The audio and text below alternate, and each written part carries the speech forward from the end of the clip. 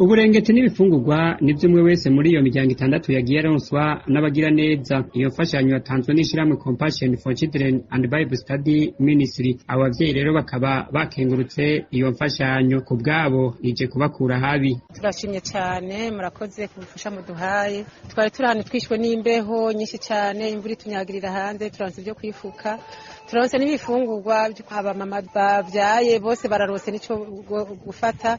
Izo mpunzi ziratabariza n'abandi bagenzi babo, abana, abagore n'abageze mu zabukuru bari mu bihe bigoye cyane.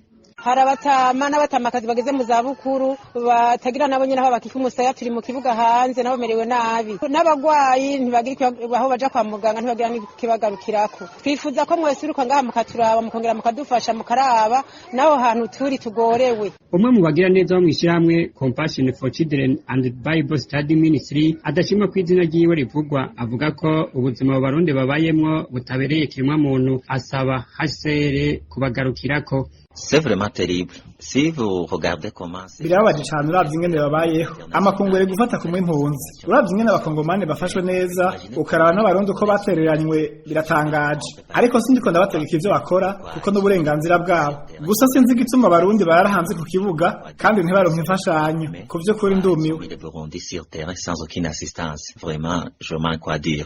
Tubamenyeshe ko abo barundi bariko basaba ubuhungiro barenga imiryango 100 bameze amezi 6 batarabwemererwa, bigaca bituma atamfashanyo nimwe baronka. Ico gihe cose rero birarira hanze.